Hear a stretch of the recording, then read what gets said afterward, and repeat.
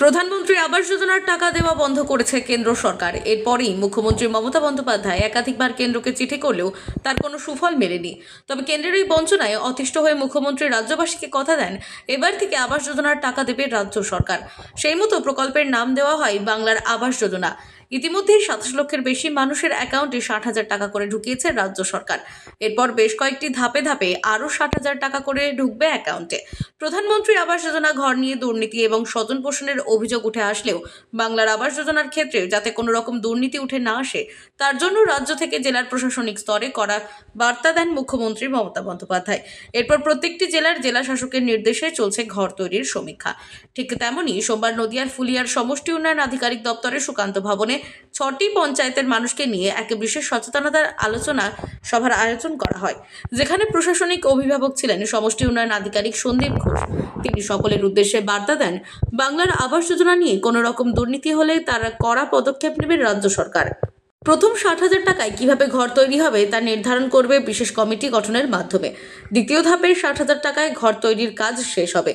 ঘর সম্পূর্ণ হওয়ার পর আবারও একবার সমীক্ষা করবে জেলা প্রশাসন। এই নিয়মেই আগামী দিনে বাংলা আবাস যোজনার ঘর তৈরি হবে। গোটা শান্তিপুর ব্লকে ইতিমধ্যেই প্রায় 4,000 মানুষের অ্যাকাউন্টে 60,000 টাকা দিয়েছে রাজ্য। এখনও তালিকায় রয়েছে প্রায় 10,000 নাম। আগামী দিনে প্রত্যেকের অ্যাকাউন্টে ঢুকবেই টাকা। এই প্রসঙ্গে সাংবাদিকদের মুখোমুখি হয়ে সমষ্টি উন্নয়ন আধিকারিক বলেন, কেন্দ্র সরকার আবাস যোজনা নিয়ে যে বঞ্চনা করছে রাজ্যকে, তার জন্যই বঞ্চিত রাজ্যের মানুষ। মুখ্যমন্ত্রী মমতা বন্দ্যোপাধ্যায়ের প্রচেষ্টায় আবারও বাংলার আবাস যোজনার সুবিধা পেতে চলেছে রাজ্যবাসী। এক্ষেত্রে যাতে কোনো দুর্নীতি উঠে না আসে তার জন্যই মানুষকে বিশেষ সচেতনতার মধ্য দিয়ে আজ এক আলোচনা সভার আয়োজন করা হয়।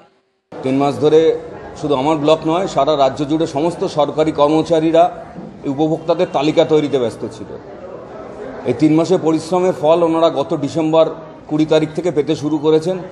আমার সামনে যত বেনিফিশিয়ারি বসে আছেন এবং এরকম আরও 6টি গ্রাম পঞ্চায়েতে, এখানে 4টি গ্রাম পঞ্চায়েত আমরা করছি, ফুলিয়া টাউনশিপ, বেলঘরিয়া 1, 2 এবং নবলা।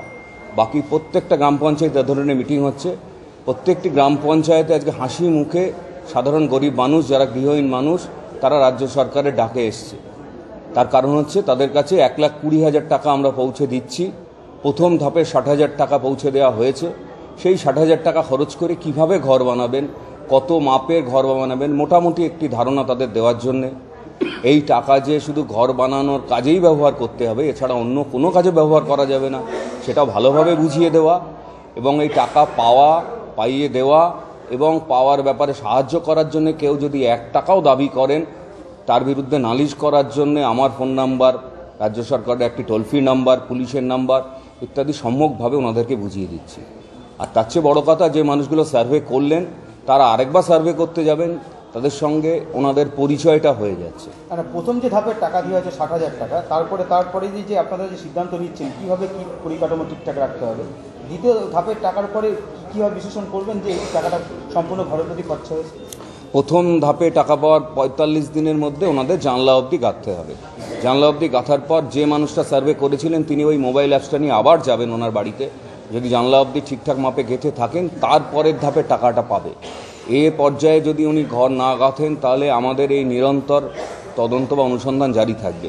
যারা টাকা পেয়ে ঘর বানাচ্ছেন না তাদের বললাম যেটা আইনত দণ্ডনীয় অপরাধ, আইন তার ব্যবস্থা নেবে। টাকা নিয়ে যদি অন্য কোনো কাজে ব্যবহার করে নিয়েছিলাম, সেটা হচ্ছে প্রত্যেক অ্যাকাউন্টে আমরা 1 টাকা করে পাঠিয়েছিলাম। এই 1 টাকাটা ওনাদের সঙ্গে আমাদের যোগাযোগ। এই 1 টাকা পাওয়ার পর প্রচুর মানুষ আমাদের কাছে সায় দিয়ে গেছেন এবং কিছু মানুষ এসে বলেছেন ওই 1 টাকাটাও ঢোকেনি। 1 টাকা না ঢোকার পেছনের কারণ খুঁজতে গিয়ে বার করা গেছে যে অ্যাকাউন্ট নাম্বার ঠিকঠাক ছিল কিনা। এরকম একটা দুর্নীতির কারণ কিছু বছর আগে ছিল, অন্য কারোর অ্যাকাউন্ট দিয়ে দেওয়া, অন্য কারোর আধার নাম্বার দিয়ে দেওয়া, এইগুলো এখন পুরোপুরি ভেরিফাইড। নদিয়া থেকে মাধব দেবনাথের রিপোর্ট, আনন্দ বার্তা।